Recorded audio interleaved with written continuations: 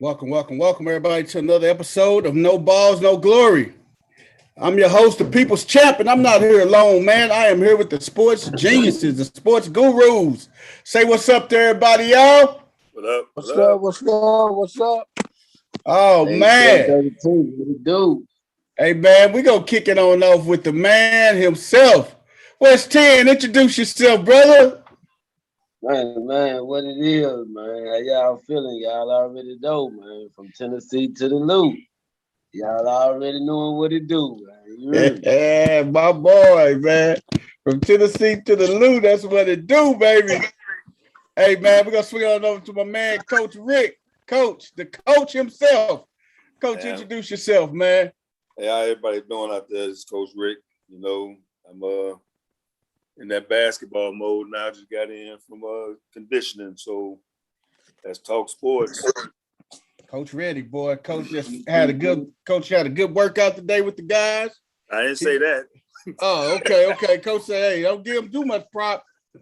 Hey, hey, Coach come in with that Barry White voice on him.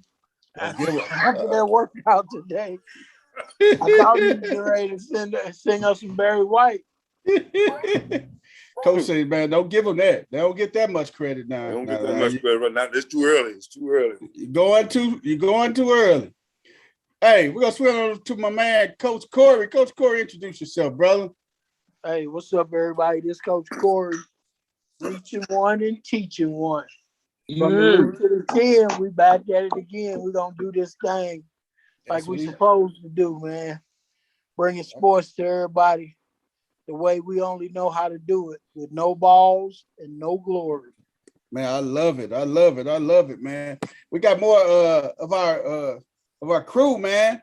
We got my man Stat Philly. I don't know where Stat at. He probably go jump on and everything. My girl Crystal Clear. It's her Thursday night, y'all. Y'all know she up there singing that choir rehearsal tonight, y'all. So Jesus. Hey, leave my girl Crystal Clear alone, Coach. Hey, I love Crystal Clear, man. Hey, man, leave her alone, man. You know she had choir rehearsal tonight, man.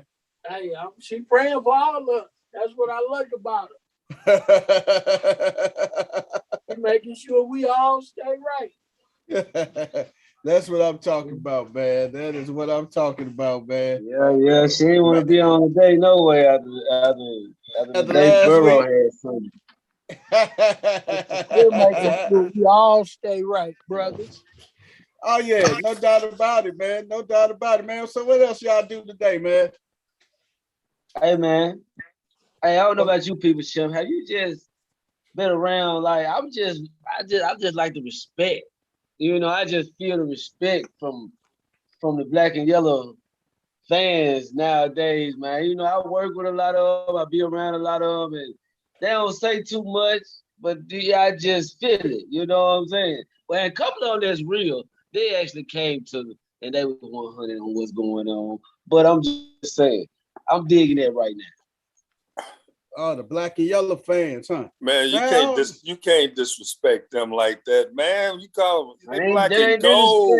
They black and gold. They not yellow. That's what I'm saying. You call them a yellow streak. They black and gold. Man, they yellow. You want to kick it with the B, huh? Oh my God, man! I'm just telling you what the fans tell me. I don't know what it is. I'm telling you what I heard. Hey, man, you saw they signed Al Bundy today, man. To a 5-year contract. Internet say they signed Al Bundy to say that season. And he just left Polk High today, man. He had to go and get his physical papers from Polk High, man. He ready. He is ready tonight, partner. Yeah. Oh my God, man. You know they had to get him from Polk High, man. Polk High. Yeah, hey, man. I spent my day like I do every day, getting up at about 5:30, 6 o'clock, headed down to McClure.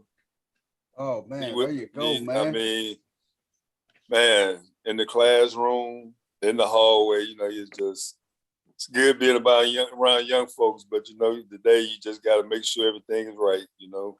Yep, you're right about that, Coach. You know, just trying to keep them the right way, you know. Then when the bell rang and they get on the bus, I got to help to the gym. So, but Right. I ain't complaining. Ain't no complaints. Ain't no complaints at all, man. It's all good. I found out a long time ago what I'm here for. And it's just, like Corey, reach one, teach one. So that's it. Purpose, man. That's what it's about, Coach. Purpose, they man. call it purpose. So purpose, man. Hey, Coach Corey, I don't know if you know, man, but your intro my favorite, by the way. I just love the whole slogan thing, to reach one, teach one, followed by, you know what I'm saying? Hey, I did that, man. That's my favorite slogan. Hey, you like the Lou to the 10? We back at it again. Hey, that too. You did. Hey, man, I got people in Tennessee, so I got love for Tennessee, man. I got family rooted in Tennessee. Hey, love back, man. It's love from back. the Lou to the 10, we always gonna be back at it again. Man, ain't no doubt about it, man. I ain't no Tennessee fan. Now, do send me a player who daddy decided to transfer him out of McClure to Soldan. So I see the loyalty. I see the loyalty in Memphis, Tennessee now. but that's something else we got to cover, because I ain't no Tennessee fan either. But I love the state though. You love Rocky Top, huh? I love Rocky Top, and we're gonna be listening to a lot of Rocky Top this weekend, baby. Rocky Top in Mizzou. He said Rocky Top in Mizzou. Who see how to got this weekend? You might be listening to something else. I go Rocky Top. Hey, man. Hey, we got to kick it off like this, man. Hey, NBA training camps kickoff has started, man. NBA training camps. Joel Embiid came out with a statement today. He feel like the Ben Simmons situation is disrespectful to the team.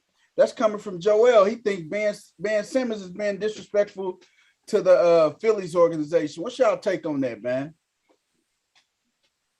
Man, it's business, man. I mean, it might come off, some things might come off disrespectful, but at the end of the day, they don't want him. He got, I don't know. It's business.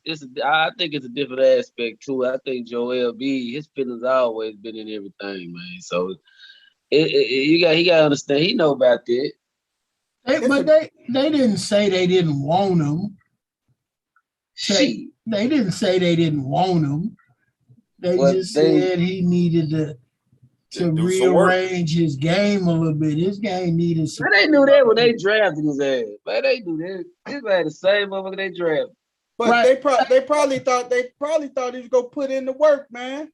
After he got drafted, he wasn't gonna be content. He would go work his butt off even harder. Man, you can't invest that much money and hope and think they gonna do this. You gotta make sure they do this and do that. You know what I'm saying? I mean, come on, man. But what's seeing? How many guys come in the league and just don't do no work and just keep their game the same? That's unrealistic. A lot. And that's one thing I don't understand. I don't understand with the resources and money and things these players have nowadays. I don't understand how you can come back from one year after another, not improved in nothing in your weakest points. Like, how can you not be improved in nothing from year after year after year? Like, it's people with nothing improve, with what they got. And with the resources and money and what you can go anywhere in the country, bring anybody in the world to you. I mean, I just don't understand it. You feel? Man, I had a talk. We had a talk with our kids today. And one of our kids in our group chat, and when we got to the gym, I told him I shouldn't have to keep constantly get on you about going to class. I shouldn't have to be constantly on you to do your grades. I shouldn't have to be on you to put your work in. I'm talking to high school kids. Now, I know doggone well, a professional coach shouldn't have to talk to an adult like that, but it's the way it is. These guys, right? It's like you got to push them, and it's like if you don't, Brian, you played for me. I always told kids, I tell kids today, the day that I stopped talking to you is the day I stopped trying to help you. I'm gonna be on you. Yep. I'm gonna stay on you. That's the day you stop caring. The day you stop talking to the day him, I stop talking to you. that's The day I stop caring about your abilities to do something. Yep. Hey, Sure did. Coach, how much did they sign Ben Simmons for? Oh man. Oh man, that's all you can say. That's this all my I can thing, say, right man. here. He got like a 7 This year, is my thing. 640 something mil. No, what he got? 7 year, 190 or something. But to take some of that money and you go mean to buy. Tell me about What you say? What you say, West 10? You mean to tell me if I invest that much in somebody, we ain't gonna talk? Is you crazy? Like, look, man, we gotta talk. You feel me? Like, if I'm putting that, come on, man. Man, look, you gotta make sure. I gotta make sure we gotta understand it on what's going on. You feel me? Hey, evidently they ain't got no understanding because ain't nothing changed since day one, really. You know what I'm saying? Well, you know the thing. So, they expectations ain't what I think it should be. The things has changed. You know, I mean, you know, we all play ball, and I'm only speaking for me. It didn't take nobody that had to push me to go get my work in. I mean, if it was something I wanted to do, I was gonna get up and do it. If I had to get up at 5 o'clock and do it, coach say 5 o'clock, I was up at 4:30 doing it. You know, today it's like I gotta call this guy. I gotta text him. Where is he at? Coach, I'm on my way. You know, I still got the philosophy. If you on time, you late. That's it. You know, now this man that makes this kind of money, the first thing somebody should have told him to do was go out and hire you a trainer. Somebody and go out and hire somebody that's gonna stay on your tail to tell you what to eat, when to eat, how to eat it, how to live, how to do this and do all of that. Should he have to have somebody do that? Well, unfortunately, times say that some guys need that. And that person should be a non-family member too, coach. Yep. Exactly. A non-family member. Because the family member go coddle them. And it can't be one of your homeboys. Nope. One of the cats from the block and all that ain't got nothing else to do. Exactly. Hey man, I put the Ben Simmons contract in the chat, man. Y'all can see it, man. 5 years, $177 million, man. And come on, and I agree with everything you said, coach. But my thing is that's what the talk is about. We gotta talk. Cause I need to see where your head is. You thinking how I'm hoping you think, like I'm saying, like what you will do. Am I gonna have to make you do this and that, or are you mentally like willing to do this on your own? Like I just need to. We definitely gonna have to talk. You know what I'm saying? I need to see where your mental is. And I agree with that because if I'm gonna put that kind of money out there, I gotta have a return. I can't put that kind of money out there and then sit back. Now, Doc Rivers wasn't there when he signed that contract. Now, I don't remember who the head coach was, but he's long gone. But long gone. But from the time that boy left LSU, how many people been working with that kid shooting? He looks the same as he did when he left LSU, which is the same he did before he got to LSU. Except then he was dominating little people. Yes. So he has not progressed from high school to where he is now as far as shooting the ball, as far as his mental toughness.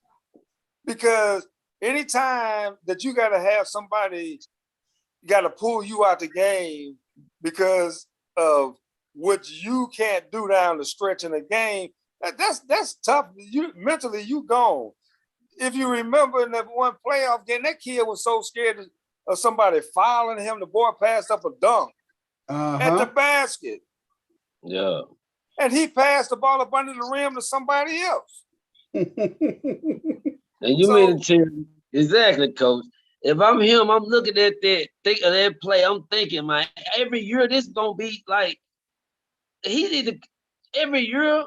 Really, you ain't gonna come back no year shooting free throws better. That's my thing. You I mean, I just don't understand.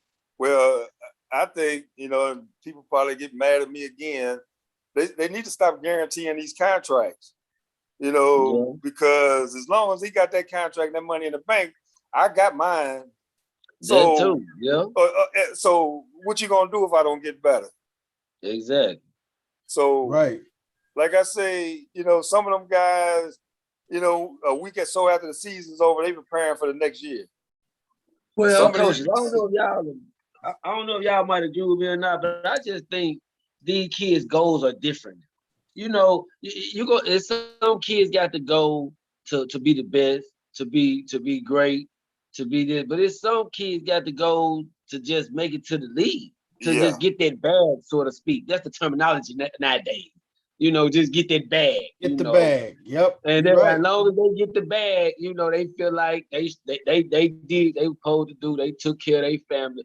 Everybody in it for what we would hope some of our favorite players would be in it for. You know what I'm saying? I mean, but you can't really blame them for that either, because you got a right to take care of your family at the same time if that's the way you decide to go about it. But But see, it's just to the fans, it's just, man, it's cheesy as hell, man. Like from a fan's perspective. Everybody is not a one and done. Here's a prime example of a young man that was not a one and done, but thought he done, and he capitalized on being a one and done. He left before his skills were developed enough to really be in the league, and took the money. And now 3 years later, he's the same guy that he was in college. Mm-hmm. And now that don't work in the NBA. It don't. And now he's in his feelings because people are saying, hey, bro, what have you done to improve? You ain't helping us. We got to pull you out the game late in the game because you ain't an asset. You a hindrance to us, my dude. A liability, man. You're not lying about that. You a liability to us, dog. We can't leave you out there. We might lose a game because they gonna foul you because you can't shoot free throws. You can't put the ball in the basket. I mean, what the hell are we gonna do with you? Yes. So now he feels some kind of way. You mad because you ain't done what you supposed to do with everybody else just saying, hey, man. Exactly. So what do y'all think gonna happen to him though? Do y'all think he go A, stay in Philly, or B, be shipped off somewhere else? If he gets shipped off somewhere else, is his habits gonna change? At one time he was talking about he was going to Golden State, and Steve Kerr was, he just needs this. Does he want to be? The thing is, does he want to be coached? Yes. All kids can't accept criticism. Yes.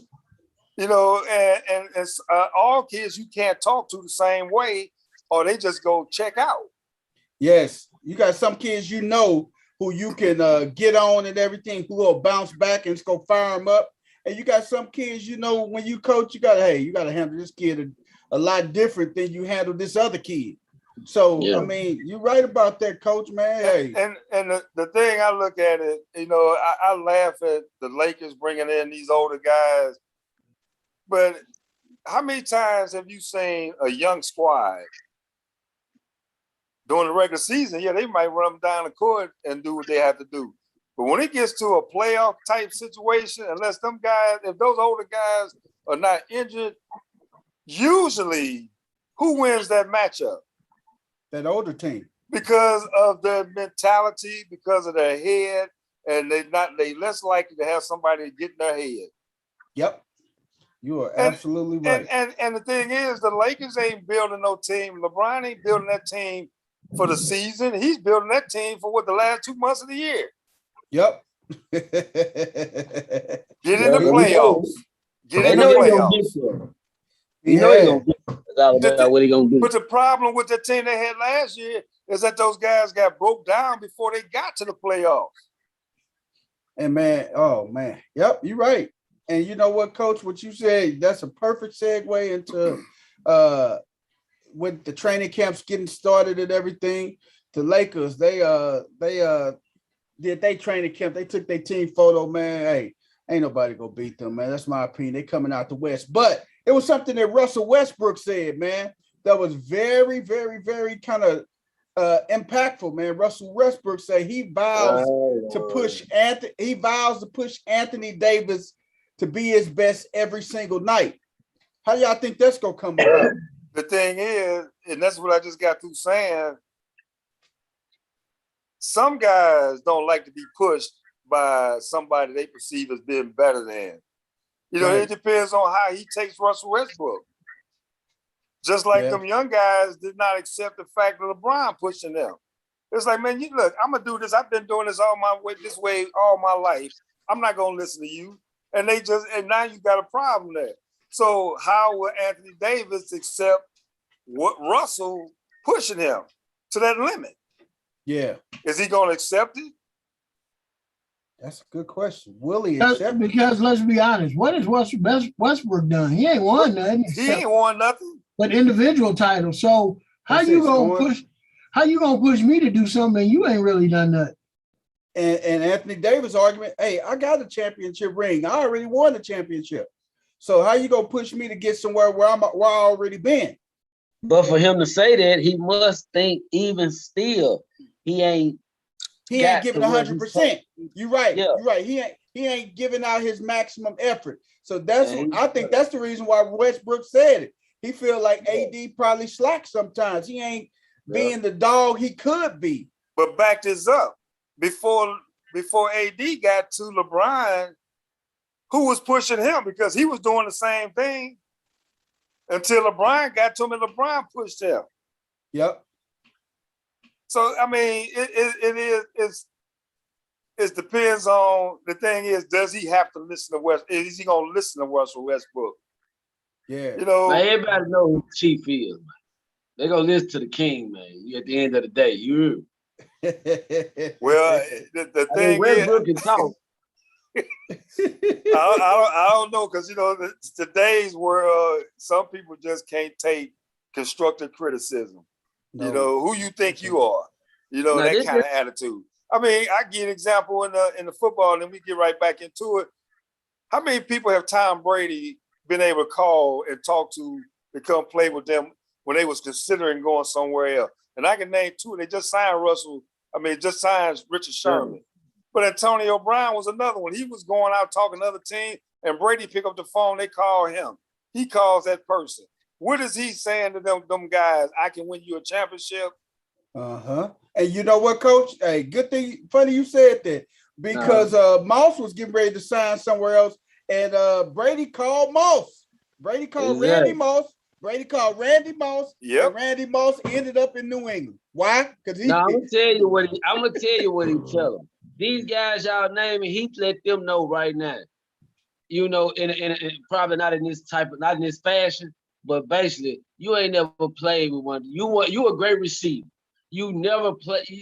You got a chance to play with one of the greatest quarterbacks in history. What the fuck you want to do? You gonna pass it up, or we gonna go get it? What you trying to do? You know what I'm saying? Who gonna pass that up if Tom Brady called him? And you a good receiver that ain't got the hardware? Why not? And when he called Randy Moss, Tom Brady was in his prime. I mean, he was in his prime. I'm talking about they won every game except the Super Bowl. Hey, that was years Tom Brady threw for 50. He threw for 50 or 52 touchdowns that year, and 25 of them went to Randy Moss. Hey, well, was that the year that phrase, that slogan was invented? He got Moss. Yep, I believe so. Yeah. So I mean, because Moss was going ham that year, man. Randy Moss was going at it, man. But again, like I said, back to LeBron, he picks up that phone, and if you contemplating going here versus coming here with a chance to play with LeBron and win a championship, what do them guys end up doing? I don't think it's too many people that LeBron called or they was interested in that told him no. Yes.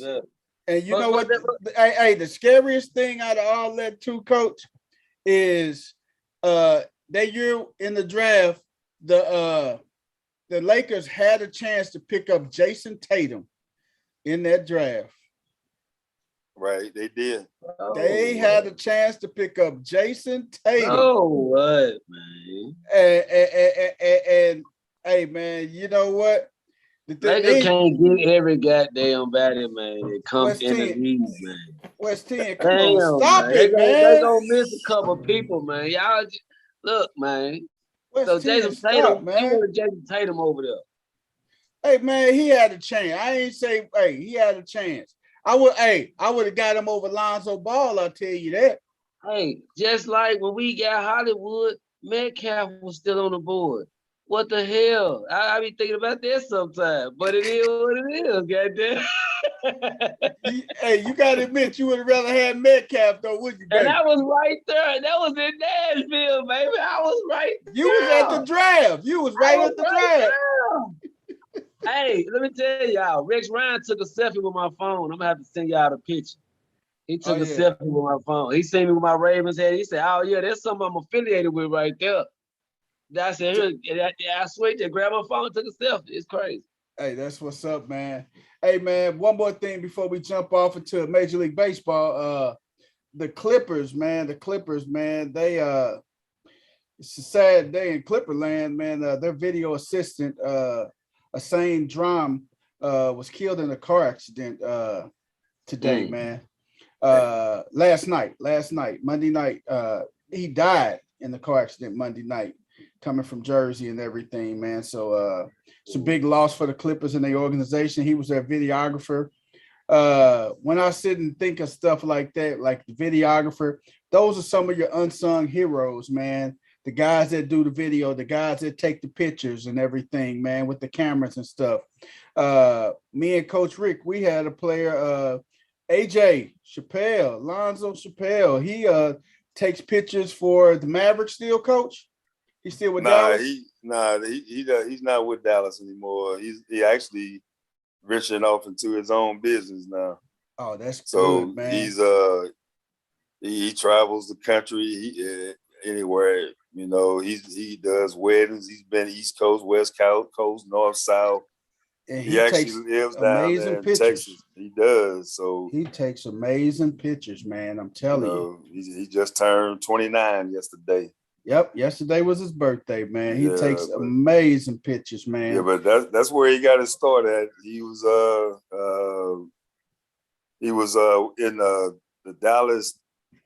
I guess it was their what's it, the team, the summer league team. I know who you're talking about. Out in Vegas, and so he was out there in Vegas taking pictures, and they liked him, but I think the COVID situation got it where people was cutting employees and stuff, but it didn't stop him. He's got his own thing going now, so that's good for AJ. Yeah, shout out to him, man. Toughest guys I coached. Man, I love AJ, man. That's my boy, man. Lonzo Chappelle, man. I think that's a lot of fans and a lot of viewers, whatever, they don't realize. It's a lot that go into everything. Really, I can imagine an NFL game, because when you talk about high school games and college games and things of that nature, I mean, it's a lot of people, a lot of things done to make that happen. So that's my next life. That's my next life, man. I just went and bought 2 more cameras, man. I got 2 Canon cameras, 2 Nikon cameras right now, man. That's video capable.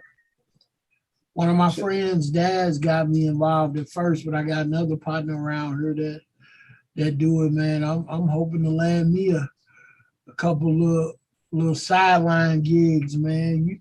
All it takes is one. Hey, man, I a good friend of mine. He's probably, I don't know where he is at now, but he's one of ESPN on one of ESPN top crews, and the dude just started out just clicking pictures at a game, and pictures got around. Next thing you know, he's behind the camera. Now he's usually on the little thing, how they on the sidelines, they be going down the court, and he's on that. He got the big camera, and I mean, I was with him one time, man. it's unbelievable how many cameras that are at a sporting event, at a professional sporting event. I mean, cameras Yeah, as a everywhere. matter of fact, the first game I did was I did East St. Louis and CBC over at East St. Louis one year, man, and you'll be surprised.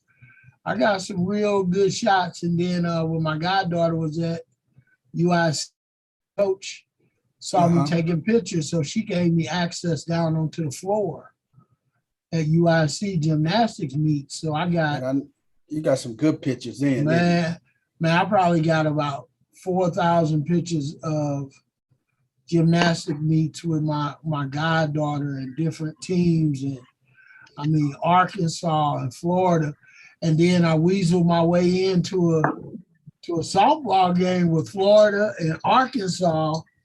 It got some more good ones, didn't you?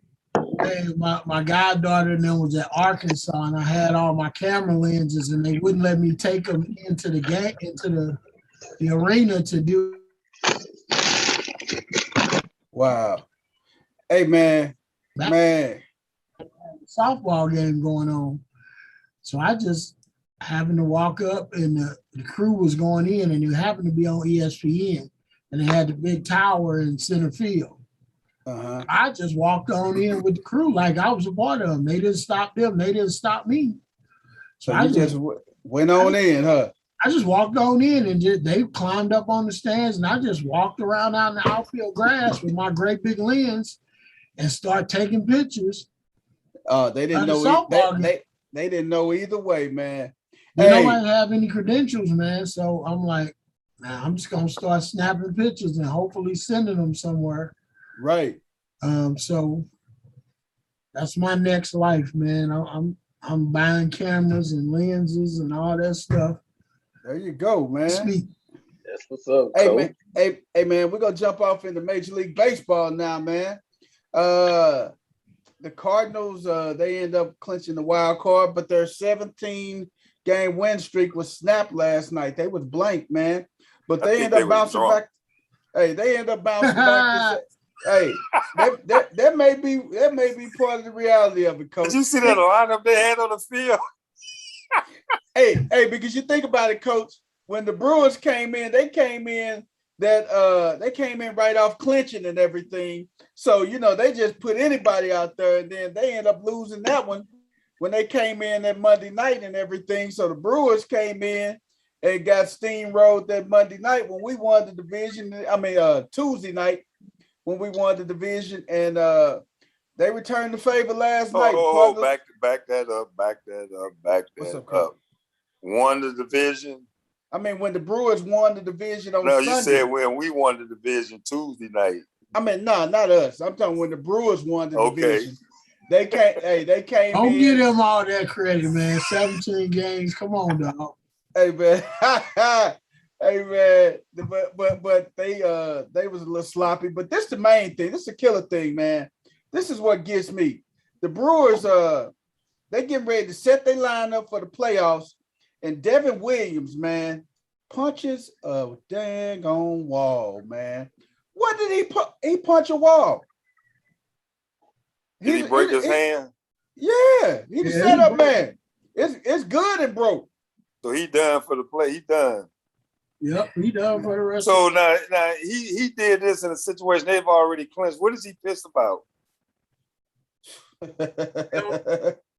I mean, I didn't even hear about it. I'm just asking, what was he mad about? I mean, I know the adrenaline is still going, but see, that was going. You know what, Coach? Coach, this is what it was, and it said it in the article in ESPN. He punched the wall after having a few drinks Sunday night after they clinched the NL Central. Okay, I'm not getting into that. So he got to blame it. He blaming it on alcohol, I guess, man. Why would you punch the wall? And you guys all watched the movie Major League when what's the name of when Tim Robbins and what's his name Kevin Costner got into it, and he said, "Which hand did you punch me with?" He said, "I punch you with my left hand." He said, "Good. You never when you're into it with a drunk, never punch him with your pitching hand." and he punched the wall with his pitching hand. Idiot. Man. I would, Well, you know what? Yeah. I wouldn't even pay him. I wouldn't even pay him for the playoffs. Well, they can't not pay him. They can't not I pay him, know but they can't not pay him, but And I didn't text him 2 or 3 times, and I ain't got a response back yet because I'm interested to hear, because I believe it's really more than that, because the story is that after the celebration, they went out for some drinks. So there's something that's missing, at least to me. it always is. Because I think there was something separate from the team celebration, because he said that they went out for a couple of drinks and he was upset and pissed off about something and punched the wall back at home. So that's what the report is. And because I had people sending me all kind of articles about it, so I immediately started texting him trying to find out what the hell going on. But he ain't texting me back because obviously I know why he ain't texting me back, because number one, he probably disappointed in himself and he ashamed that he let some foolishness get to him like that. Number one, but something ain't connecting. And whenever he feel like texting back or calling, but something ain't right. And I know the kid pretty well, so I think. Then you used to coach him, coach? Yeah. I mean, I believe there's something more to it, but I don't know what it is, and I ain't gonna sit here and try to act like I know or know something more than it.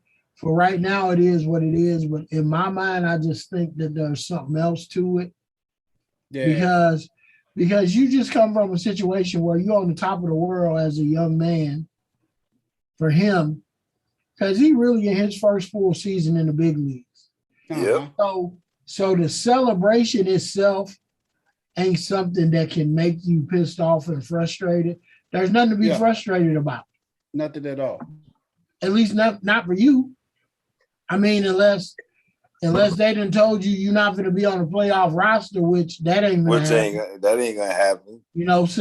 So to me, it wasn't something baseball related that had him frustrated and pissed off. And what you saying, Corey, is absolutely true. What a lot of people don't they look at professional athletes like they in this bubble, and they just go out and play ball. I've had situations with guys that played in the NFL that I could personally call or text like Corey did after a situation.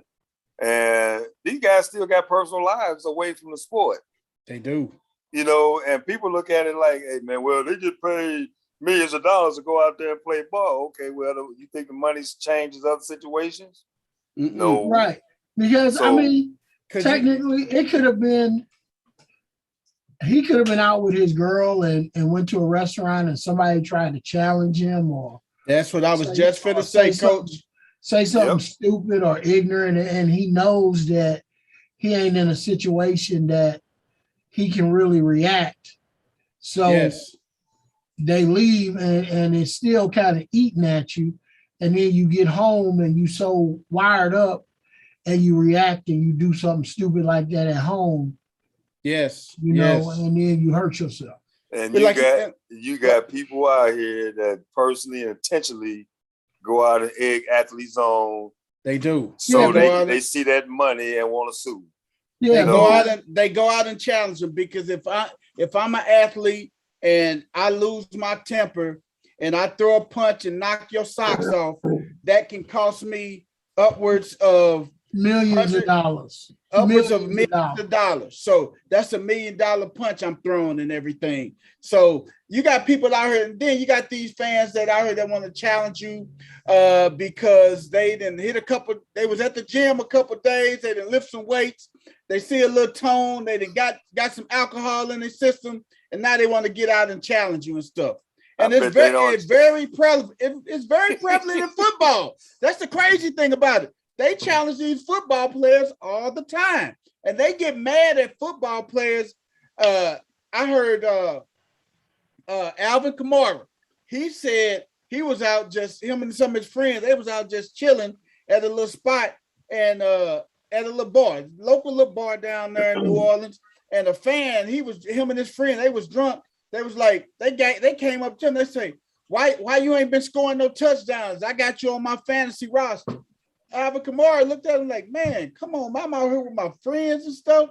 But still, that's what they do, man. They get that liquid courage in them, and then want to go out here and challenge people. And for what, man? Go Google up a couple of years ago, and Aaron Donald was at some bar down there with his brother. I want to say in Atlanta. Some dude came up and wanted to push him like, "Hey man, you ain't this, you ain't that," and all this kind of stuff. And one thing led into another thing, and his bodyguards beat the crap out of that dude. They ushered Aaron Donald out of there. But the thing is, some people say, well, should athletes or professional people go out in the general public and not expect anything to happen? I mean, Bob Gibson was one. I read his book. He was like, man, I go to dinner. I expect to eat dinner in peace. I don't need you to come up here when I got my wife and ask me for an autograph.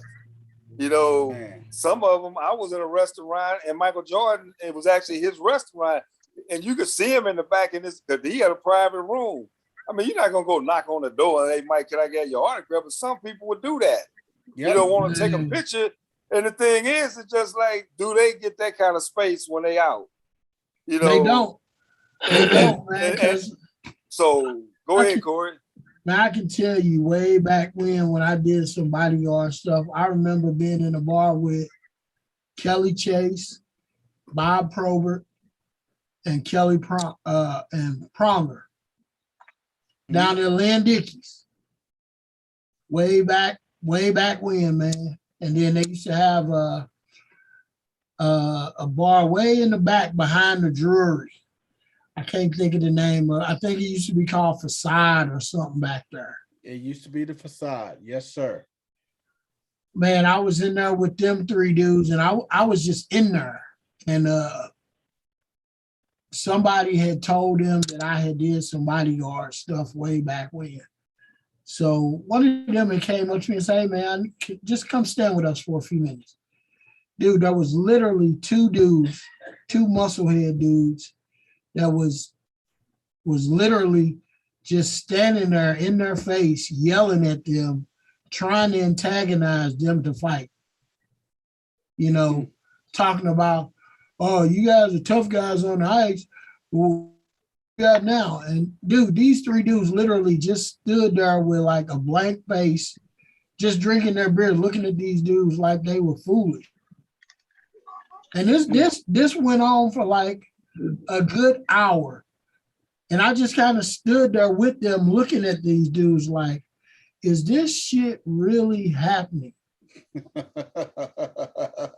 You guys have nothing better to do in this club but try to antagonize these three hockey players when minding their own business. Right. They not bothering nobody. They talking amongst themselves about hockey, and it's tons of pretty women walking around in this place, scantily dressed, Scantily dressed. I love it. And your focus is on these three dudes. Right. You're trying to mess with them. You should be trying to bag something for the night. You tripping. Music going, everybody having a good time. These three dudes, people coming up to them, talking about hockey. They buying them drinks. People buying them drinks. They having a good time. The last thing they worried about is trying to fight somebody in a bar.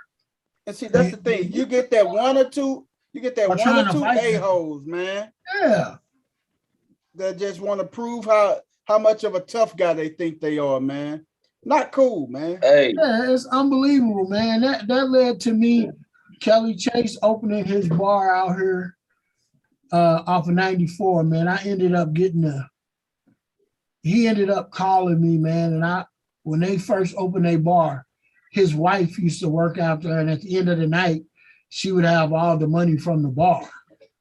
So I would go out there just at closing time and sit and make sure she got to her car and got home with the money.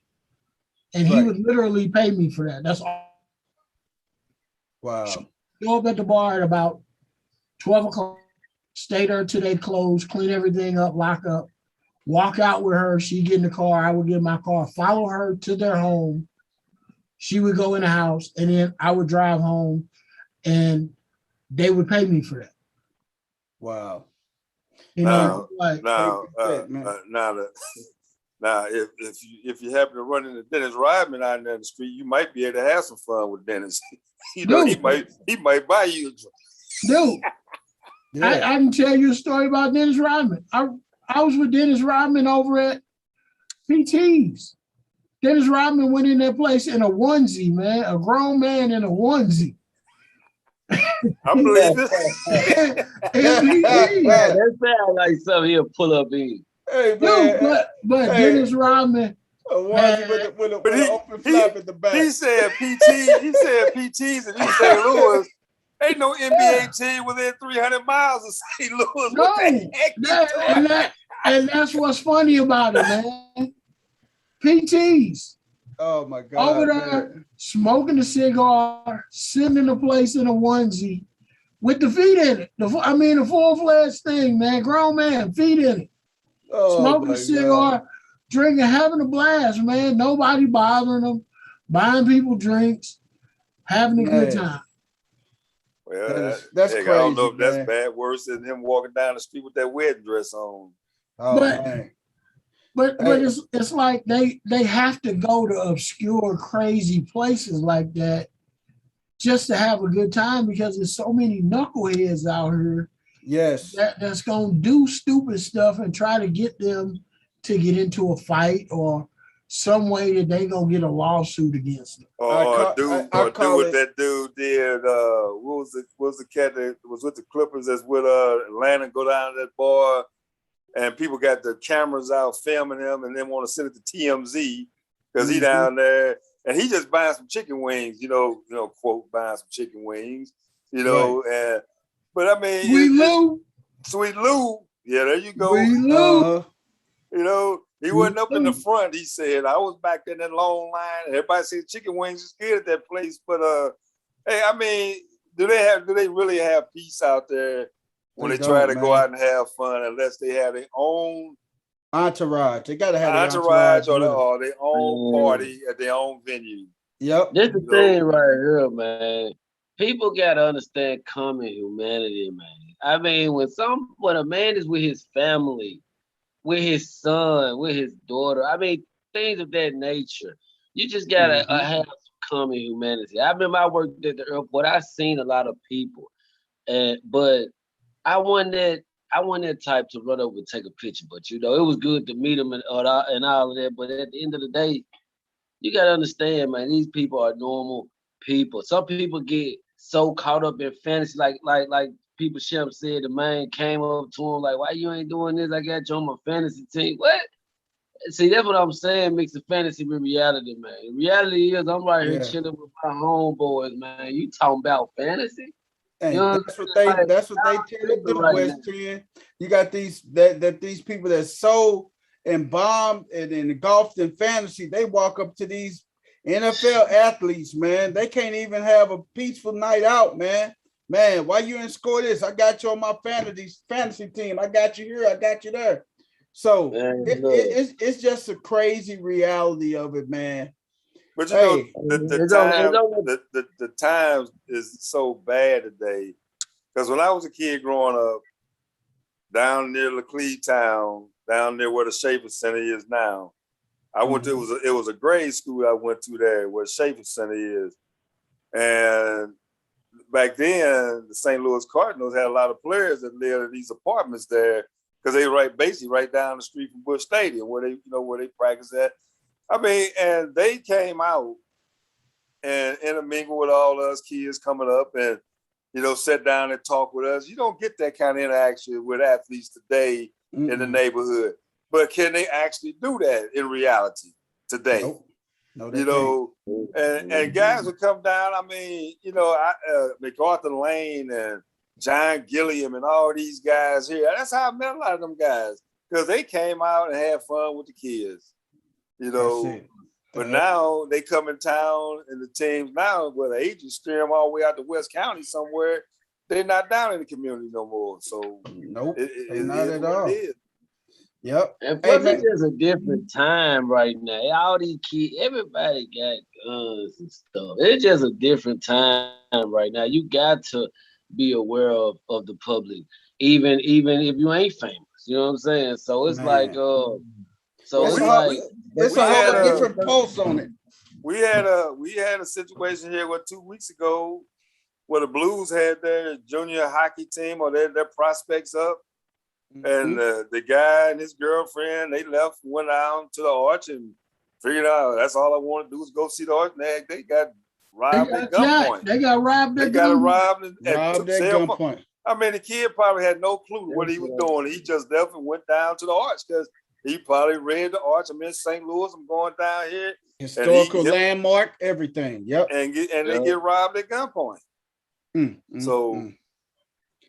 Man, everybody want to go to the Arch, man. I went to the Arch when I went to St. Louis. Everybody want to go take a picture at the Arch, man, when you go to St. Louis. That's it, and man. they know that. Hey, man, my thing is, and that's why they got people right down there at the Arch and everything down there. That's why they got a lot of cameras and stuff that they done put up down on the riverfront and everything to capture stuff like that, man. And they got police crews out there that's patrolling now and everything because these cameras going directly into these police stations and everything that's down there where the Arch is. So it's going right down there to headquarters inside their station and everything, man. But Cardinals Wainwright, Adam Wainwright to start the NL wild card game, man. He's starting the wild card game for the Cardinals, man. And they say he will be playing against one of the 100-win teams out there in California, man. Hey, we got the playoff picture that's almost set. We still trying to figure out a winner of the AL East. Man, AL East. You got Atlanta and Philly. You said the AL or NL? I mean NL East. NL East, I'm sorry. Phillies are eliminated. Oh, they eliminated? So Atlanta just clinched won tonight? Everybody in the National League is set except for position. Yes. In it, the Braves clinched. So now you got the Brewers in clinch. You got a battle between San Francisco and the Dodgers.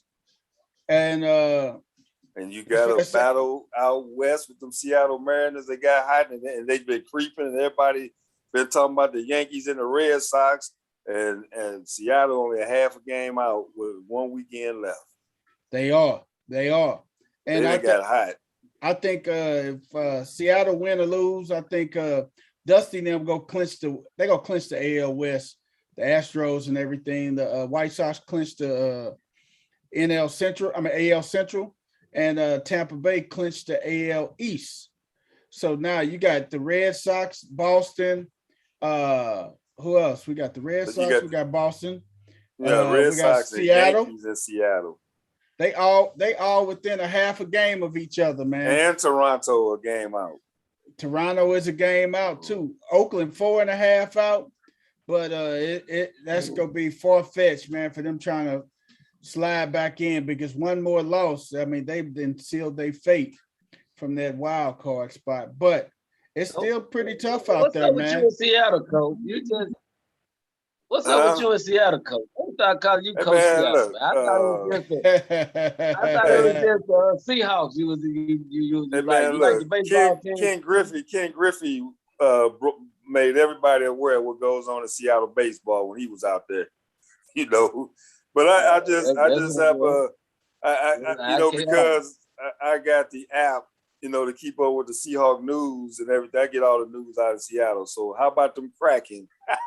If it wasn't for Coach Wife, man, I think Coach and his wife would be up there in Seattle, man. They get them a nice. It rained too much out there. Man, look at that, man. Man, We sure know where to find you when you decide to retire, coach. We sure know where to find you, guys. Hey, you go right up. Hey, you go up to the upper northwest of the United man, States, man. I love it up there, man. I love it up there. 65 to 70 degree temperature. You know, get on the highway. One highway say this way to Portland, and then this highway say to Vancouver, British Columbia, where I love to go to Vancouver one day. I mean, I love it up there. I love it up there. Mount Rainier. I gotta ask y'all this before we jump on over to football, man. Who wins the title this year? Well, I got a question on that. We got the Corey, the baseball guru down there. When a team clinches early in baseball, and you kind of start playing some other guys, do you lose that edge? I read something where they said the Cardinals now the team to beat in baseball this year. Are they up? Have the Brewers lost that edge? Because they just been, basically been, gliding because they didn't have no pressure on them. Yeah. The Dodgers and the San Francisco now, they still going at it. And that might be the only thing that might, help their cause because they don't want to play the Cardinals in a one-game playoff. They don't. Because the loser of that, which right now the Dodgers are 2 games out. So the Giants, I think they need to win 1 game, and they clinched that, so that means it's the Dodgers.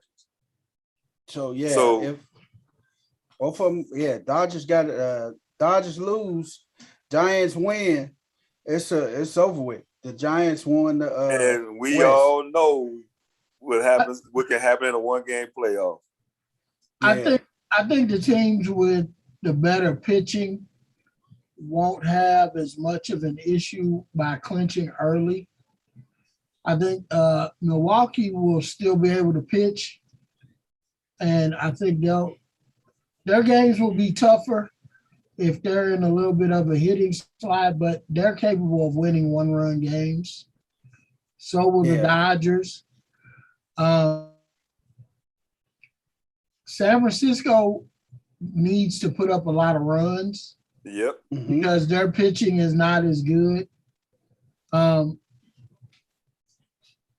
I think the Cardinals will run into trouble because their pitching is not as good right now because of the injuries.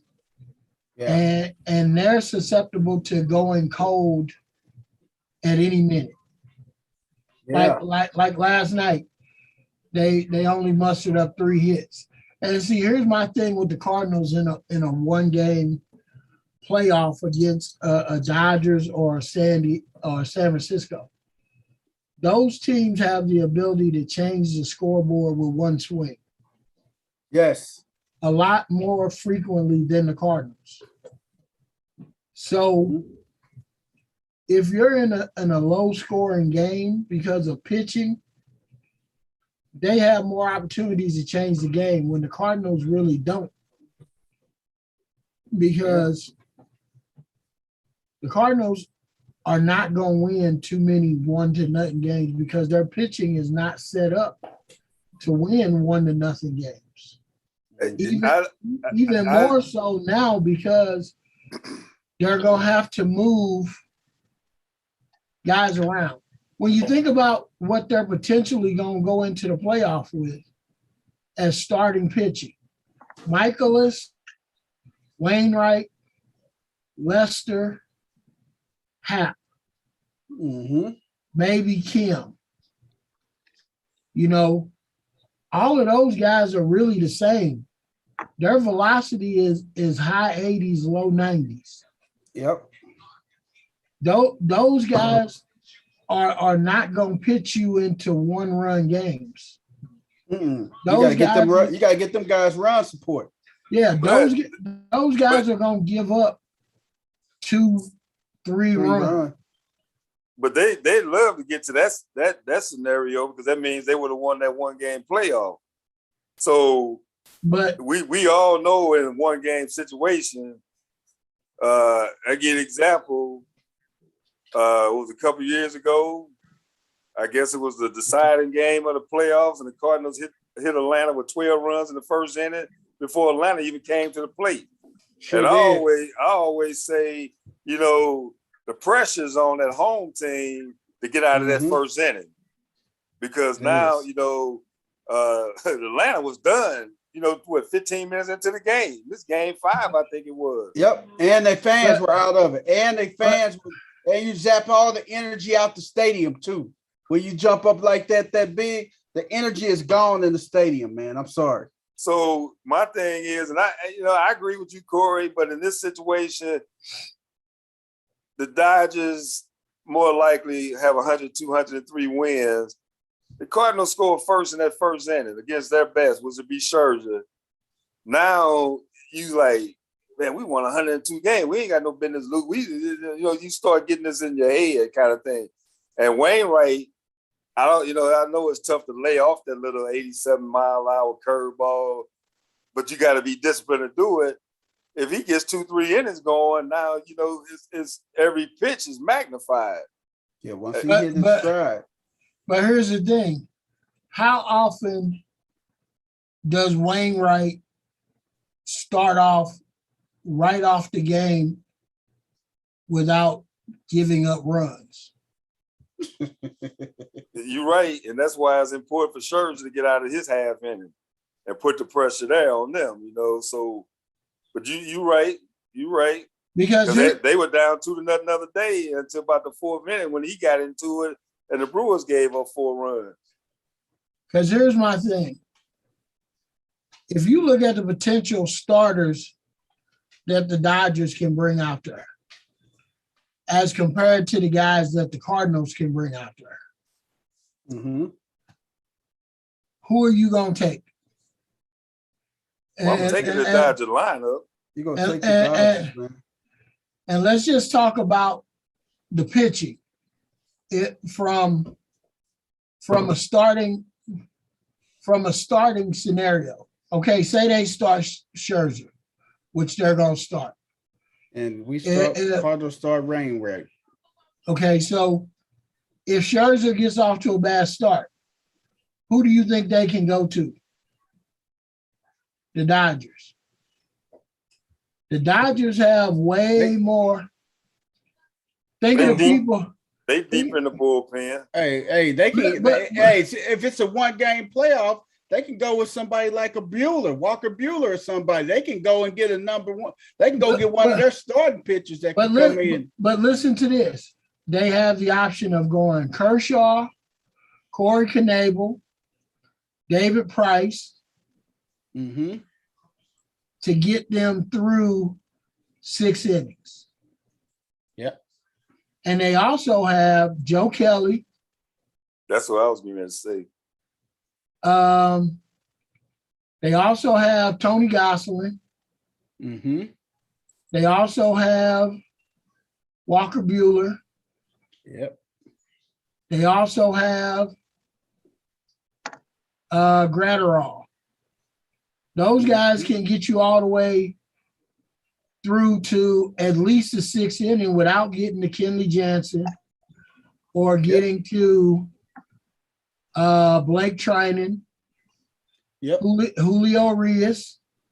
So in a 1-game scenario, I take that group over the ones that you have to go to with the Cardinals.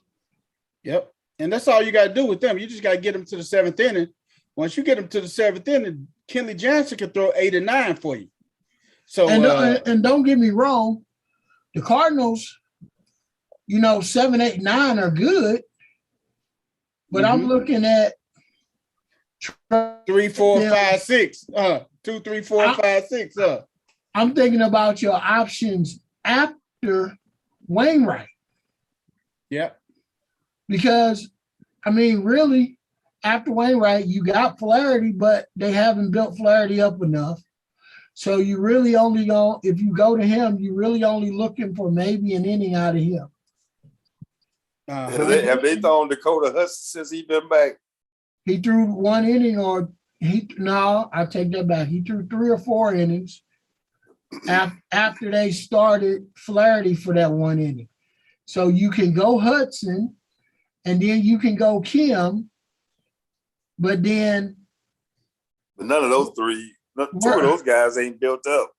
Yeah, but then that's what I'm saying. Then you back to the normal guys. You back to Cabrera, Gallegos, Garcia, because you can't use Hap and those guys, because then you start going into the guys that you want to use to start. Lester, then you got TJ McFarland and Michaelis, Andrew Miller, Reyes, Cody Whitley, and Jake Woodford. So they're going to have to be very strategic with who they're going to use in this one game.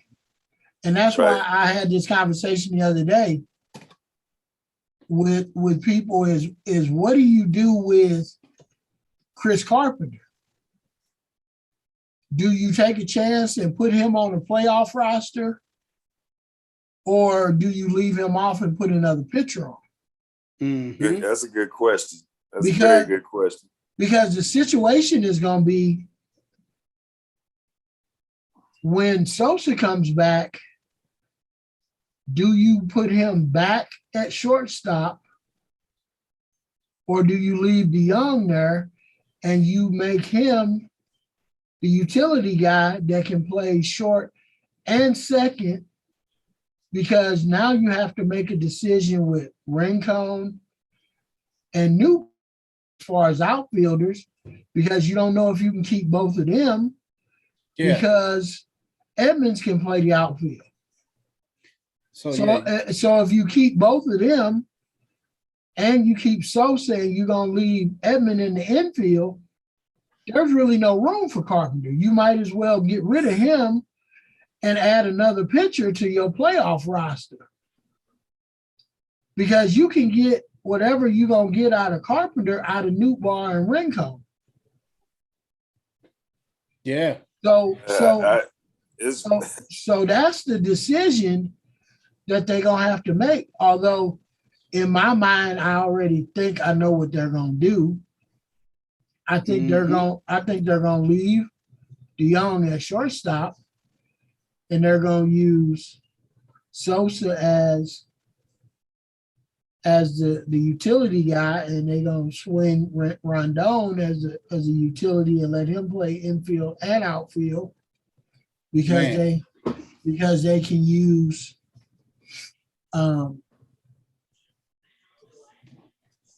use Edmonds in the outfield as well. But I wouldn't be surprised if they bring Austin Dean back up. It's going to be really fun, man, come next Tuesday, man. But the bad thing about the wild card, the winner, you have to throw your ace in that one game, because you can't assume you're going to win, which means your rotation has your ace probably the third start in a 7-game series with me. You're going to get them 2 starts now. You know, that's the toughest thing. He going to get 3 and 7 or 3 and 5 or however it works out. Yep, 3 and 5 or 3 and 6. They got Wainwright starting. The first one is – the game is slated for Wednesday, October the 6th, 7:10 Central Standard Time. It will either be in Los Angeles or either San Francisco. Bet money has it on Los Angeles. Hey, but San Francisco, I don't know. It depends if the Dodgers get hot. It could be San Francisco. I don't think the Dodgers. I think they got the Padres. I think this weekend, but I don't know. They 2 out with 4 to go. I think. And the thing is, who do San Francisco got this weekend? That's a big piece of the puzzle too. Whoever San Francisco has this weekend too. I'm telling you, the thing is, San Francisco got that 2-game lead. They better do what they got to do, because I don't think they want to play the Cardinals in a 1-game playoff. No, I don't think they do, man. Because they can't. They have to score runs against the Cardinals because of their pitching. Yeah, they have to. But for them to have 102 plus wins, man, they've been getting some pitches somewhere. Man, You know, I'm gonna tell you the Giants finish off this year. Let me see here. I'm gonna tell you in 1 second. They finish off. The Giants finish off against San Diego. okay, so the Dodgers in San Diego must be ending up today. Yeah, Dodgers and San Diego end up today, and the Dodgers finishing off with the Dodgers finishing off with Milwaukee.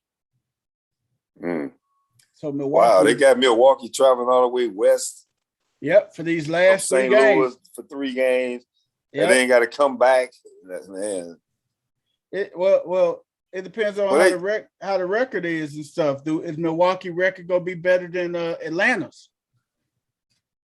It depends on if their record. Yeah, because that's right. Milwaukee won. They won 10 more games than them, so Yeah. I think they already better record than them. So Milwaukee will open up at home and everything. So here's the other thing that you gotta to know about this 1-game series for the Cardinals is Wainwright splits home and away, and the umpire crew. Yes, sir. Who is going to be the umpire behind the plate for that game? Because if it's an umpire that gives you a lot of strikes, then the Cardinals will be in the game. yes. If it has a very tight strike zone, it probably will not fare as well.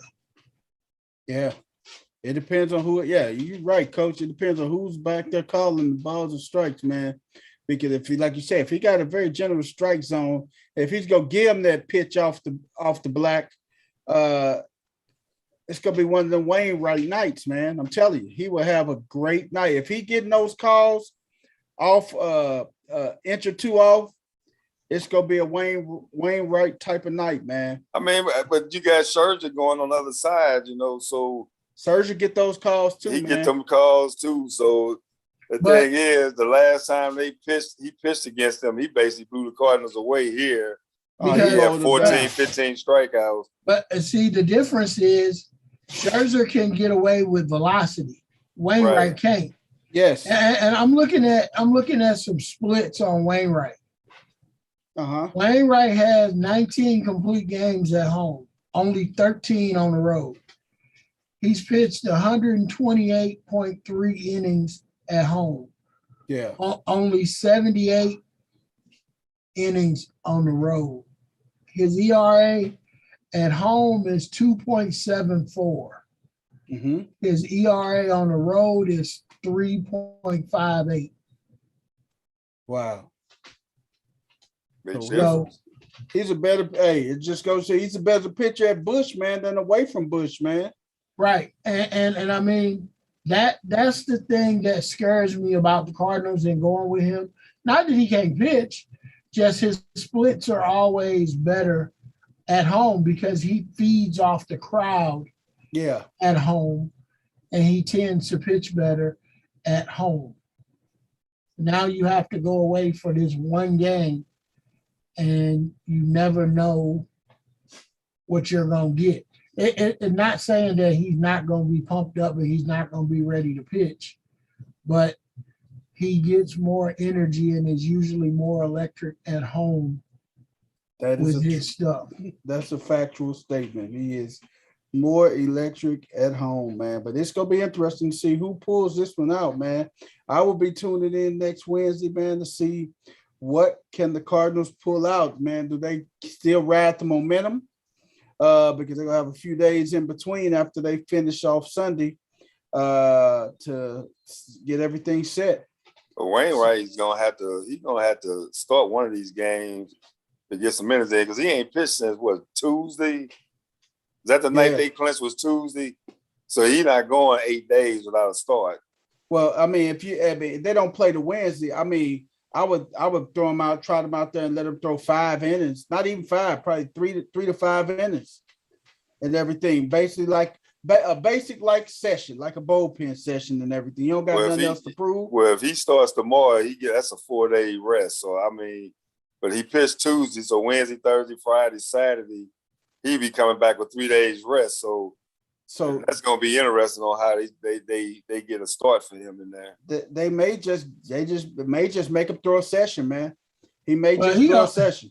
He's gonna throw a bullpen session either way, but I'm sure they'll probably use him out of the bullpen somewhere in this Cubs series just for an inning or two. Because they're gonna have to, because that's 8 days in between starts. I can see that, Coach. I can see that, Coach Corey. Hey, I can see him coming out the pen, throw an inning or two in the Cubs game and everything. I can see that. Man. Just because of the magnitude of the series, it's the last home series at home with the Cubs before the playoffs. So, they have to have, that sentimental, plus all the ticket sales are going to his charity. The last two. So they'll find a way to get him out there. Oh, yeah. They'll try them out there. Like you said, if it ain't nothing for an inning, or maybe, hell, they may try them out there to close for old time's sake, man. Who knows? Who knows how Schultz and Bazalak is going to be thinking about this last game, man. Hey, we're going to swing on over to our NFL, man. Our NFL news, man, updates and predictions for the weekend, man. I know right now I'm tired of starting every Sunday off behind. Why James Robinson want to act a fool tonight?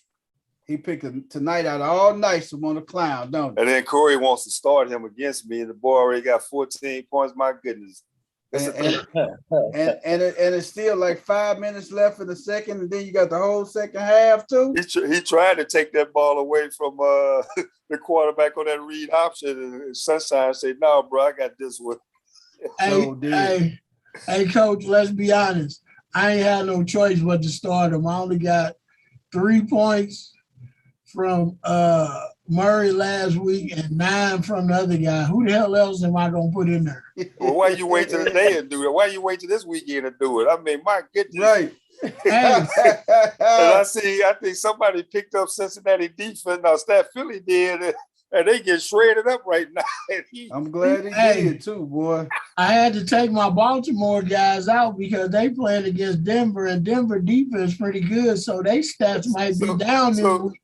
So this week he gonna throw Kelly again. I mean, throw what's his name against me. I'm like, man, look at and then he beat me to Emmanuel Stewart. I mean, Emmanuel. I'm like, wait a minute, Sanders, but I couldn't get my fingers going fast enough to get Chuba and Emmanuel. Man, I know, right? Both of you jokers was up at 204, man. 201. Man, I had to go to the bathroom at 155, so I rolled over. You would. I had to go at 155. Hey, man. Hey. Deshaun Jackson. Shady McCoy, man, signed a 1-day contract with the Eagles, man. He's gonna retire. He's gonna retire Eagle. Shady gonna retire Eagle, baby. That's what's up, man. I like when they show love like that, man. And I know West 10, I know Shady your boy, man. I know you like Shady, man. That's cool, man. But I just like when the organization, man, show love like that, though. Right. Yeah, that's always good. What you say? Oh, Crystal Clear. My girl, Crystal Clear. She been on for about 10 minutes. Hey, I know she been here. Hey, Crystal Clear. We just want to thank you for going to church tonight and praying for all our bad souls and sins this week. Thank you for doing that for us. Hey, man. Besides Shady McCoy, man. Hey, Super Bowl halftime show gonna be Dr. Dre, Snoop Dogg, Eminem. Lamar. I'll pass on that one. Mary J. Blige, Kendrick Lamar. It's gonna be they finna clown out there in LA, man. It's so far. This the last time they gonna let us to the Super Bowl game. Hey, Crystal, you is crazy. Hey, What you say? This don't shut it down after this. Hey, you got Snoop, Dre, Eminem, Mary J. Blige, and Kendrick Lamar. Oh my God. We gonna be listening to Celine Dion for the next 10 years. Oh it's man. Well, I might have to go turn some Fred Hammond on or something. Hey, coach, what you say, man? You do something for the 30-minute halftime show. Yeah, I go listen to some Fred Hammond. I ain't gonna listen to that. Listen to Donnie McClurkin or somebody, her coach. Hey, man, but yeah, that's the thing, though. Hey, they also talking about Brady break up with Belichick, handled perfectly, and the ticket sales, man. The ticket sales for this Brady and return to the Pat Stadium. Oh my God. Brady's return to New England. Them tickets are running up. They're starting off at $1,100, man, per seat. That's starting price, $1,100 per seat. Direct TV would just be just well for me. Exact, $1,100 per seat though. That's even for the bleeders. Hey. We're not even talking about the box, the booth, the 50-yard line. That's $1,100 for the bleeders, man. Man, you know what? Man, you know what? I think I mentioned this Monday. I just can't see New England. We can talk about Brady after the game. I'm not gonna put my young man out there in front of all of that and then say, well, here we're gonna distribute to Brady and he's standing there watching all this. And now I got to go out here and try to beat this man. I can't do it. I'm old school. I'm telling you, man. I wouldn't even have him out there, man. He'd be in my team would be. We all be in the locker room. We'll do this after the game is over with. I mean, my goodness. I mean, hey, yes. Brady left you. Y'all didn't dump Brady. Brady left you, and oh man. And news in about Baltimore, man. We got to wait and see about Lamar, man. He missed the second straight practice today with his back, man, with back spasms and back injury. Is it back spasms or did he get hit or something? Because I mean, this first time in his history in his career that he's missed 2 days of practice back to back. It's spasm. He had back flare-ups. That's what they were saying. He had back flare-ups and stuff. And then you got He been 95% of the offense for the first 3 weeks. Hey, Crystal, I know you ain't going there, okay? He been 95% of the offense for the first 3 weeks. Man. Hey. Hey, Big Ben been 95% of the offense too. That's why y'all record here what it is. Oh my God, man. And then you got both AJ and Julio might not play this weekend for Titans. Oh my God, man. Trevor Lawrence is just shredding the Cincinnati defense, man. Sunshine, blue skies. Laviska, he just hit Laviska. Hey man, Sunshine. They getting ready to score again, man. Hey man, somebody better go find Stats Philly because he just picked up Cincinnati defense for this. Don't worry about it. Hey, he got to suffer the good and the bad, man. And speaking of that, man, hey, we got to jump off in our predictions this week, man. Our predictions this week. Well, we can start off with tonight, but Jacksonville and Cincinnati. I think safe to say that I'm still who y'all got? Jacksonville and Cincy, man. Everybody in probably. Man, I like Burrow, man. I'm a Burrow fan more than I am this other dude, man. I'm still rolling with Cincy. With Cincy, man. But that ain't looking good for him at the moment. You feel it ain't looking good. I would have picked Cincy at home tonight, man. But 14-0. Finna be 21. It's 14-0. 14-0, and they got the ball on the 20-yard line. That's a 2-minute warning. Yeah, they had the 2-minute warning. Oh, well, Cincinnati still got time. Jacksonville has time to blow it now. This is Jacksonville. It has been proven. Jacksonville blew it last week against Arizona. But 2 weeks ago. Their defense is getting better.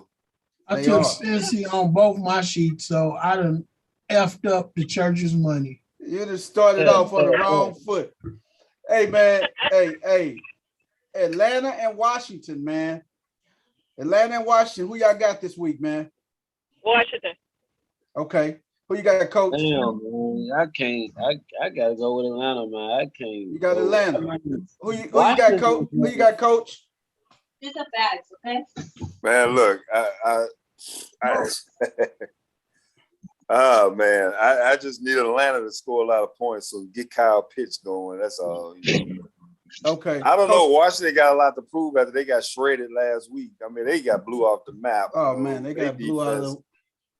Man, they at home. I think I think Washington gonna bounce back. Okay. Well, Washington. No, it's on the road in Atlanta, coach. Oh well, then I'll get a little edge to Atlanta. Okay. What about you, Coach Corey? Washington, Atlanta. I took Washington. Okay. Now we got Houston and Buffalo. Houston at the Bills. This is probably a no-brainer, man. Buffalo. Hey, man. If Josh Allen don't get 52 this week, man, I'm going to cry. Everybody that got a Buffalo Bill on his roster in our group all starting them this week.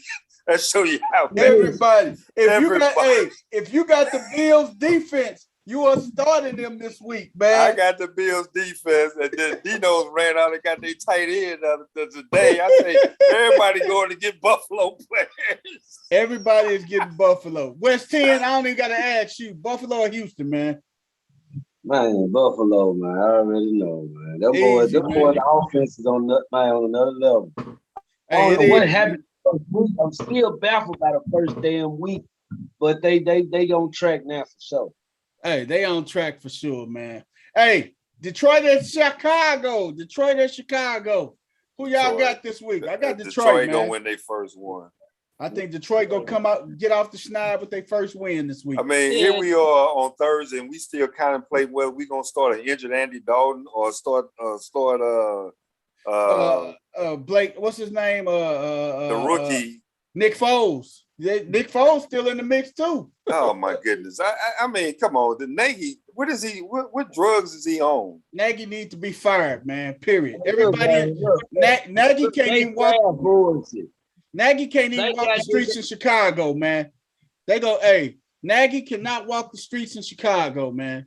That team at the beginning of the year had expectations to be better than where they are right now. This Chicago defense is too good to have to go through this mess. Yes. Yeah, you right. Hey, people, how long have they had this man though? They done had this man on the roster for months, man. They ain't even. I look at him play. I see they ain't created this man no kind of little offense or nothing on the side. They hadn't even planned for him to get in the damn game because the shit they was running for him looked like it was for him. Man, you ain't lying, West Team. You ain't lying, bro. They ain't got nothing, but I got Detroit, man, pulling off their first win. Coach Corey, I think you got Detroit too. Yep. Crystal, you got Detroit? Yeah. I don't trust Chicago. Hey, man, Carolina at Dallas, man. Carolina at Dallas. Is Carolina for real? Is Dallas for real or is Carolina? Hey, I don't know, man. I got Dallas pulling it off, man. And you know, I went out and got Chuba, but you know, I don't know if I can start him against Dallas defense. Their defense is better than people give them credit for. They are. People are not running the ball against Dallas. And that's going to be a tough matchup for them up front against Dallas front seven. Yeah. And everybody thought when Ware got hurt, Lawrence got hurt, but that rookie, he went right back to the position he played his freshman year at Penn State as a defensive end, and he's a beast out there. They may keep him out there. Hey, and you know what, Coach? I'm gonna tell you, Coach, who was ball hawking, man.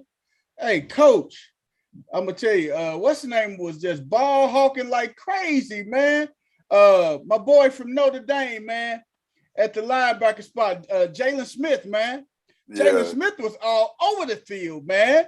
Their linebackers, they're young dudes. I mean, people talk about the Cowboys, but I'm telling you, offensively, they could be the top scoring team in the league. And if their defense keep getting better, they're going to be a tough team to beat, especially with that schedule. They're going to be a tough team to beat. Yep. I'm going to say us, But I laugh about Dallas, but hey, I mean, I see them getting better. I see Dallas only funny towards the postseason. This part of the year is always fun. Oh yeah. What about you, West 10? Who you got, West 10? Carolina or Dallas? No McCaffrey. Yeah, I gotta get to Dallas, man. Dallas offense is doing what it do, man. And like you said, man, that boy Vander Bosch, I don't know if he hurt or if he can stay healthy, man. Him and Smith is, man, they something else. Him, Smith, Parsons, and then when what's the name will come back off his injury, man, they gonna be something nasty, man. I ain't gonna lie to you. I mean, yes, they are, because that kid Parsons and Smith and the linebackers. Oh man! And I'm telling you, it's gonna be they only getting better. You know? Hey, and you got Diggs is coming into his own as a legitimate corner, man, a strong corner, and he going after everybody number ones, man. He ain't holding back, man. He want to line up against everybody number ones, man. I haven't seen that whole schedule, but I mean, because where Dallas finished that last year, they got the weakest teams coming back. Yes. Well, their division is almost a cakewalk. Well, yeah, I mean, past their division, they got the bottom of everybody else's division, whatever conference or division they playing again because of their record last year. So, so they got an easy, favorable schedule, man. Indianapolis and Miami, man. Who y'all got?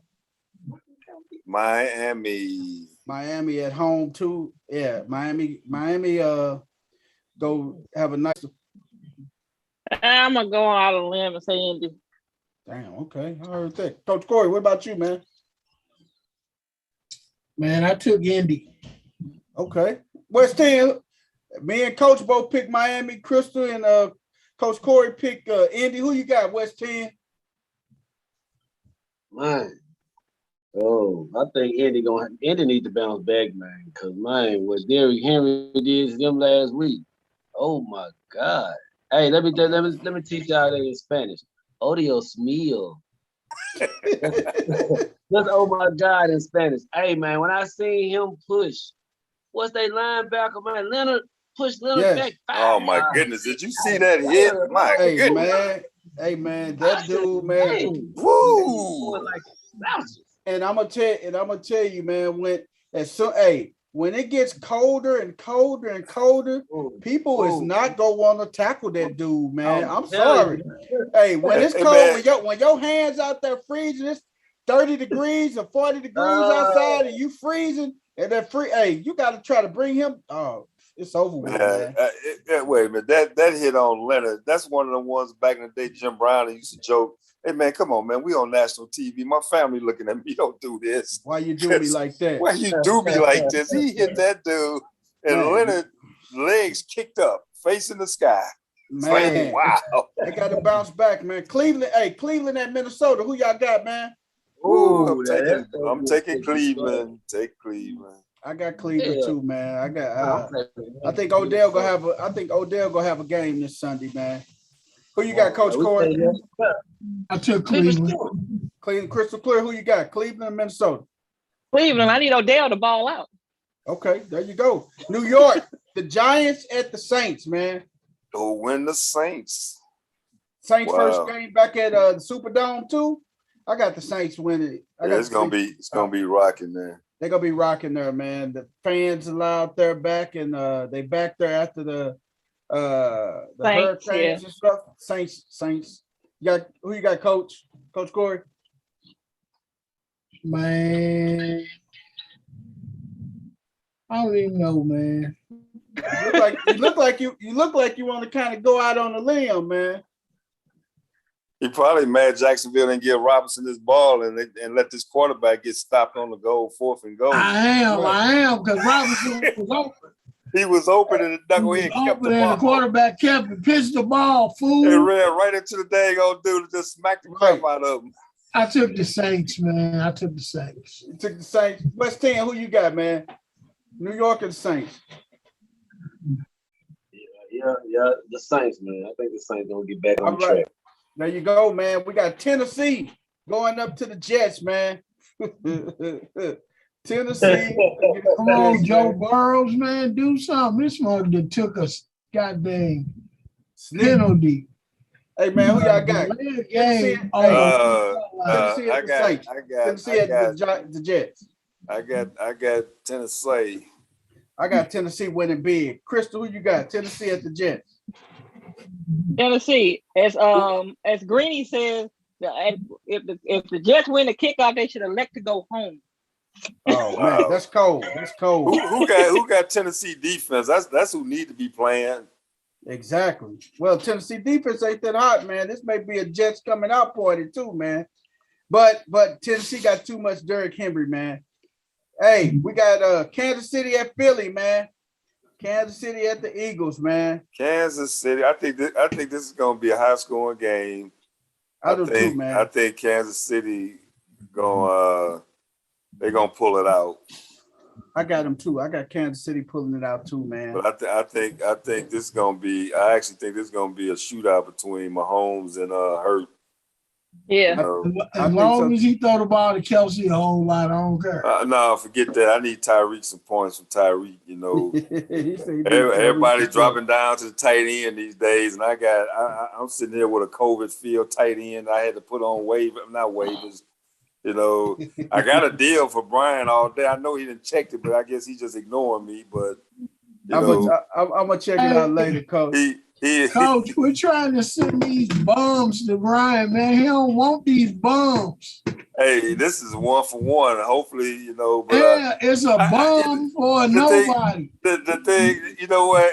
It kind of I be steaming because I look at Brian's roster and Custodian roster, and I'm like, man, these dudes going out here picking up people to put them on the bench. I pick up people that had to start them.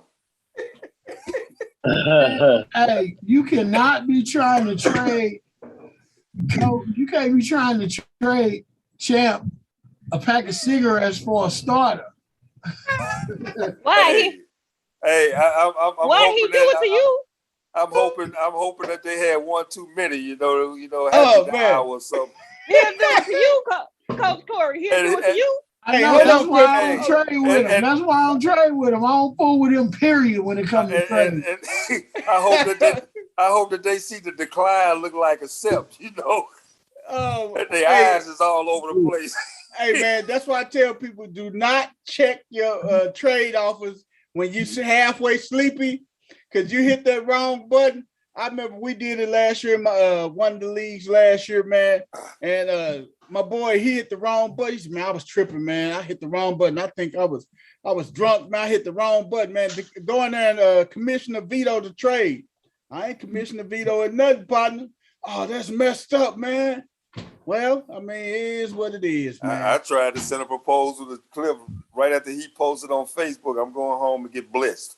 I waited about a couple of hours and sent this trade. Cliff, accept this trade. He said, I'll check it when I get home. He checked it after he sobered down, so you know. I got something for the Dookie Streaks. Hey, we got Arizona at the Rams, man. Arizona at the Rams. That's gonna be another high scoring game. Oh man. I got the Rams, man. They're the hottest team in football right now. I got to get to the Rams, man. Coach Rick, who you got?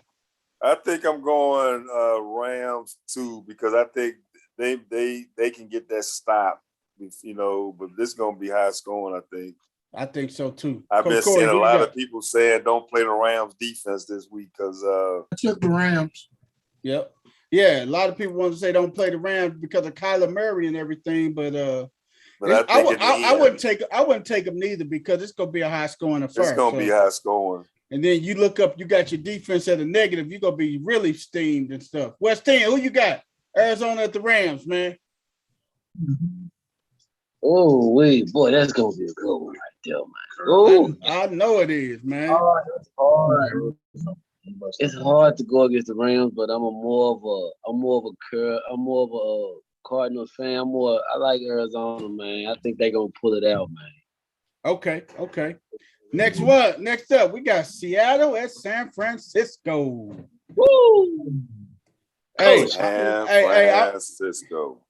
I got to go with Coach first, man. Who you got, Coach? That's a no-brainer. I don't even know why I'm asking you, He man. said San Francisco. He Hey, ain't even man. rocking with his boys. Did you see DJ Chark broke his ankle? Oh yeah. He got That man carted gonna off the stay field. here. Hey Man, it's man, I hate doing this, but this is reality here. But Seattle right now is they're not a good football team right now. That defense, as long as Norton is on that sideline, I ain't a betting man, but if I was, I would be betting on them this week. Oh wow. I mean, all I keep saying is Kittle and Ayuk and Samuel just running up and down the field. I mean, if they don't get to Garoppolo, they might get blown off the field. What are you saying, Coach? Are you saying you going with San Francisco this week? I want to hear you say that. Is that what you say? I said. In my heart, I'm hoping Seattle win, but we talking about reality. We ain't in talking reality about your heart right now, Seattle got 2 straight losses coming up because they play the Rams next Thursday night. Ooh. So they only got 3 days after 49ers to get ready for the Rams next Thursday. But they gonna be at home though next Thursday against the Rams. That 12th man. Well, the 12 man didn't help them tackle Henry. Hey, Coach. So I don't think porn star Jimmy can have 2 good weekends back to back. And that's the only thing I'm banking on is the fact that they can get to Jimmy Garoppolo. I took Seattle because I think Jimmy had his best week last week, and they came away with it. I think porn star Jimmy go bounce back, man. He played his best game last week, and you know what? They came away with an L. They let that man go down the field with 30-something seconds and kick a field goal. That's because Jimmy Garoppolo didn't use the clock right. Exactly, clock management. Exactly. Clock management. So once again, that's why I don't think they're gonna be able to beat Seattle. Nope. But the last 2 times they played Garoppolo, he didn't finish the game. So Trey might end up in the game this week. So that's the only time. If they can protect Garoppolo, he can win the game. You know what I'm saying? And I don't think that's gonna. I got San Fran. It's gonna be a high scoring game. I got San Fran. Be more at Denver.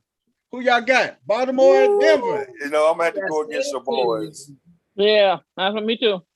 Hey, man. Simply because I don't know the status of Lamar right now, but I don't know how good Denver's defense is because they really ain't beat nobody. Exactly. That's exactly why they're gonna take their first L this week. And that's the only thing is Denver has not beaten anybody. Yeah. And Lamar gonna play. Watch what I tell you. Lamar will play. Lamar gonna play, and he gonna put a hurting on them. Watch. Lamar gonna play. Got the Teddy, man. He gonna be Teddy Ruxpin when we get through with him. I'm gonna be mad because I set him on the bench because he probably gonna be the one to get 52 this week. Yep, he gonna be the one that balled out this week. Josh Allen, they in the altitude, ain't they? I mean, Yeah. Oh yeah, Lamar. Hey, I got beat. Hey, what's the name? Might kick a 90-yard field goal this week. Oh man, but altitude. Hey, you still fast in altitude. Yeah, but if you got asthma, you ain't. Oh yeah, they got oxygen for that. They got a lot of oxygen takes. I'm telling you, man. So we all say Baltimore. Coach said Denver. Crystal said Denver. That's my upset pick of the week. Is me, West 10, and Coach Corey said B-more. Pittsburgh at Green Bay. I got to give it to the bad man. Man, I got to give it to the bad man. The bad man is going to shred the Steelers apart. Oh, yeah. Hey, man, look, I need the Steelers to not be getting wet wipes like this. Because, see, the Seahawks play the Steelers in about 3 weeks. I still need them mad and bad. I don't need, all of a sudden they pick this Sunday night game, prime time, to Well, the Steelers on their way back. You know, I can't have it. I got too many Steelers peoples out here already sending me darts on that night, October 17th. Oh, that's all right. They will. Hey, they ain't gonna be 100%. I got Green Bay. Crystal, who you got? Oh, I'm sorry. I'm sorry. I'm sorry. I shouldn't even ask her that question. I want to hear what she gonna say. Crystal, who you got? Who you got, Crystal? Pittsburgh or Green? Yo Steelers or the Packers? I ain't no dummy. I'm going Green Bay. Okay. Coach We Corey. got two folks. Coach Corey, who you got, Coach? I'm gonna take Green Bay because I don't think Al Bundy gonna throw for enough yards this week. Hey, I know who West 10 got, don't you, West 10? Go on, say it. Make it official, West 10. But the Steelers. I want to see Pittsburgh get shredded. I ain't gonna lie to you. West 10, Green Bay. The Steelers, they hurting that wide receiver, ain't they? Yeah. The only problem is Deontay Johnson out. The only one they got is Claypool in Washington, man. The only problem is that I don't trust Green Bay's defense. I just trust Aaron Rodgers. And I just get ready to say that defense ain't that tough. Hey, Green Bay defense. Hey, Rodgers them can put up points, man. Rodgers got them weapons, man. I just hope Watts get to Aaron Rodgers and just end this season. Oh no, that ain't gonna happen, Coach. You know, because Seahawks got to see Green Bay down the road too. So that won't happen. I don't even think Watt go play. Yeah, I know Watt. Yeah, that grown man. He definitely on the shelf for this week, man. They may try to work. Is he out again this week? Yeah, he gonna be out this week. What's wrong with him? He got a strain growing, and you can't rush them groins back neither, man. Hey, last one, Tampa Bay. Hey, before we get to our Monday nighter, Tampa Bay at New England, man. The return of Tom Brady, TB12. He going back to Foxborough. Belichick got something up his sleeve. Belichick may have some up his sleeve. The food is gonna be poisoned in the visitor locker room this week. Brady ain't gonna eat nothing of that. He brings his own food. Brady ain't gonna eat no crab cakes. Only thing that's good, Brady is gonna probably stay in his home he still have up in New England, up in Boston. I forgot about that. He probably feed the team up there, so he'll hire a caterer and or his personal chef. He has a personal chef, so he'd probably let his personal chef feed the whole team and have them over at his house and everything. I got Tampa Bay winning big. Coach Corey, who you got? Tampa Bay, man, because you don't give them some of them TB12 Scooby snacks. Hey, I just need him to get Mike Evans going big time. You know, Mike Evans go climb. He gonna have a big game. He gonna have 100-some yards. But he might want to sit there and throw the ball to Gronkowski because he's back. Hey, Chris Godwin, man, throw Chris Godwin the ball. Hey, man, West 10, who you got? Tampa or New England, man? Man, just think about them players in the locker room, y'all. The whole day, it's a Brady coming home party. Man, it's gonna be a bounty on Brady, man. You know what I'm saying? Between the players, I'm telling you, they like, man, look, everybody loving him, and we finna get on the field and play for the city. Not him, you know what I'm saying? But I think Brady gonna prevail because Brady just got a hold on that city that ain't nobody else got. Man, if Brady went back to Boston, Massachusetts, and decided he wanted to run be the governor of the state of Massachusetts, Tom Brady would be the next governor of the state of Massachusetts. Finally, Las Vegas and Los Angeles, the Raiders versus the Chargers. Who y'all got, man? The Raiders versus Chargers, man. Monday night. Chargers. Man, this for the division lead too. I got the Chargers winning, man. It's gonna be a high scoring game, I think, but the Chargers winning. Who you got, Coach? I think the Chargers gonna give him. Herbert is just that dude is utilizing all his receivers, and hey, he is, man. I think they might have a little bit too much firepower for the Raiders. I mean, hey, he using everybody, including Cook over there. Now Cook to found new life over there. Man, Cook, hey, got a whole new life, man. What about you, Coach Corey? Who you got? Man, I'm torn. I played 2 sheets. I picked the Raiders on one and I picked the Chargers on one. So So- who your heart telling you go pull this one out on Monday night? Oh man, when I'm torn, I always go with the home teams. So I went with the Chargers on my main sheet. That's so far. Okay. What about you, West 10, wrapping it up with you? Who you got winning Monday night? Las Vegas or the Chargers, baby? I'm liking both of them, what they looking like right now, to be honest, man. But I'm still beefing with the Raiders of the first week. But I'm loving Hubert. Well, I'm loving what they quarterback over there doing, man. I'm going with the Chargers, man. Chargers it is, man. And So That game to me is the reason why that Chief game is huge for Kansas City, because they cannot go 3 games behind in that division. And I'm man, telling you, man, David Carr, I'm just not sold on David Carr. You're right. I'm not either. I just think he is susceptible to just imploding at any minute. Well, he man. looking better, though. He And looking better. speaking of the Raiders, Christorian, I ain't got to get up early in the morning, dude. I got my squad. Why he get up and pick off them 2 Raiders at 2:01 the other day? He Let me look talking. at the bathroom. He talked Like, all that mess and picked Right. up Renfro, and he got a Barber. Hey, hold on. What you say, West 10? He went to the bathroom. let me look at the bathroom at 12:59. Like you did. Hey, Oh, my you God. did you see my post, man? We had a good time, man. I hopped. Some of y'all showed up late. The rest of y'all stayed in the bed. Yeah, I think I stayed up and snagged me somebody real quick. Hey, man, it's been another amazing episode, man. We went over longer than what we supposed to go over tonight, man. But hey, we had some great dialogue, great conversation. West 10, do you got a birthday for us, man, and the song so we can get up out of here? If you don't worry about it, man. We come back next week with it. Yeah, man. We'll come back next week with it. Yeah.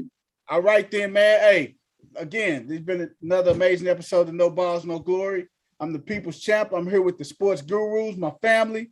Hey, we just chop it up. No other way we tell it but the truth, man. We give you real, raw, spoken facts, man, about sports and what we feel, man. We gave you our football picks.